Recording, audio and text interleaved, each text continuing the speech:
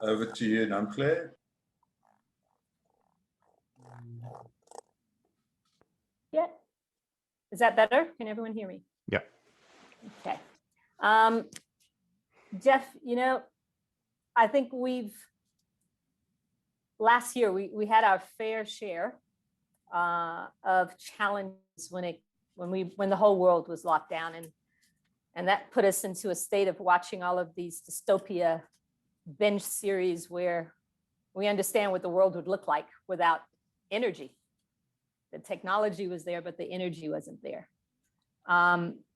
Looking at an Africa Rising scenario, can you lift us up and give us some idea of the advances in the future of energy production, especially ones that you could highlight that would be relevant to the African continent? We are vast. In some areas, we are dense. In other areas, we are sparse. The energy mix is always going to be a challenge for any government. And that challenge is highlighted by the fact that they actually don't spend a lot of time thinking about the advances in that space. What can you tell us about that today? And it ties into something that it said before. Typical systems and distribution systems in how in the last 100 years of work, and in energy is no different. We rely on a central grid, and so we're kind of stuck into a central grid mindset, begging government to change the central grid. And they have no idea how fast things are changing or the economic viability of what's happening with energy. And in Africa, for instance, this way more sunlight than there is in Canada. And so that's an advantage to a solar grid. And it doesn't need to be centralized like it needs to be for the central grid. You can decouple that, and it can be a decentralized grid. And it can, yes, you need energy at night. Yes, you need energy when the sun doesn't shine. You need backup, but with battery storage and other things that are happening, it changes the nature of how energy goes to market. And if that creates a huge, what I'm hearing with a whole bunch of what I've heard on this call is, and I'm not sure that would, I don't know Africa well enough, but it sounds like a huge problem that needs somebody to solve it. And by the way, just so you know, if you want a whole bunch of money to solve that problem, there's a whole bunch of solar providers, people that care about that a lot, ESG folks that care about Africa and climate change and everything else, that just might help you solve it.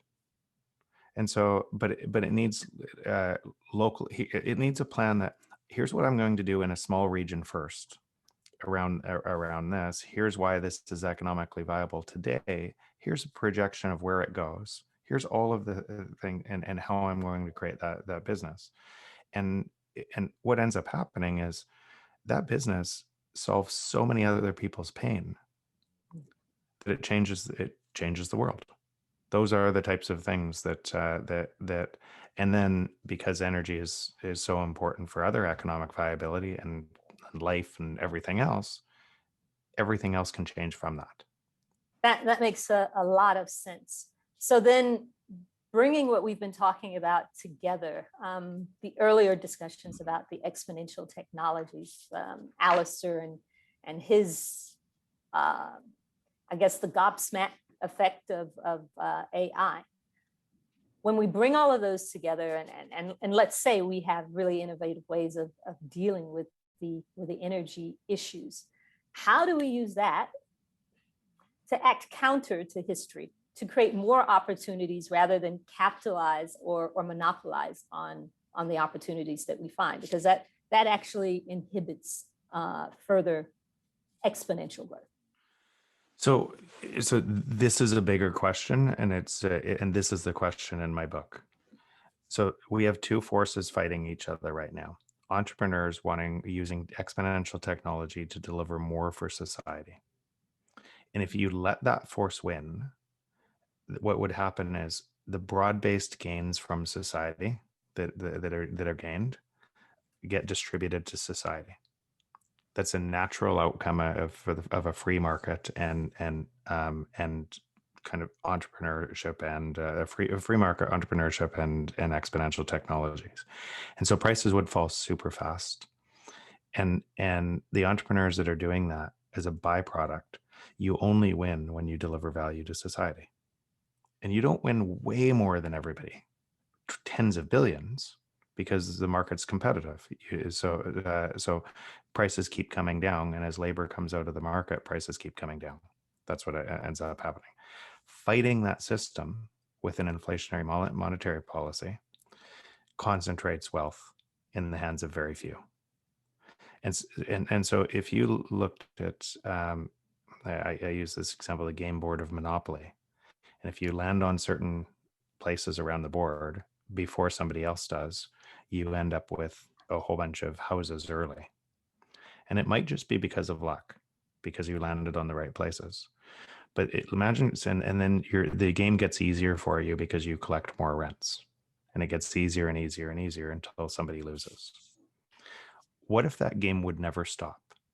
And the winners kept getting more and the losers kept getting less, but central banks wouldn't let the game stop. What would happen to society? That's what's happening. So the bigger story, people are self-interested. I wish that was I wish that was different, but they want to solve they're creating these businesses so they can feed their families, so they can win more of a share. And if you allow the rules to allow that to happen so that it's fair for everybody, then everybody wins by that benefit. The entrepreneurs that win big markets win more of their share, but not like it looks like today. So that we have a fundamental, all we have to do, and that's actually, by the way, here's a really interesting idea tied to that energy idea.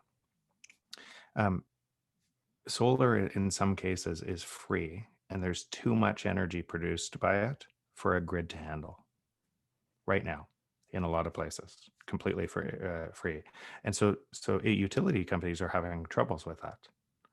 But what if you created a new type of utility where you mined Bitcoin when during high sun and everything else, so that you created value when you couldn't use the energy somewhere else? And so you combine two things. And by the way, Bitcoin is one of those things that is actually a forcing function for what we're talking about. It actually, so technology today requires a currency that allows for deflation. Otherwise, you concentrate wealth and power. Thank you, Jeff. You bet.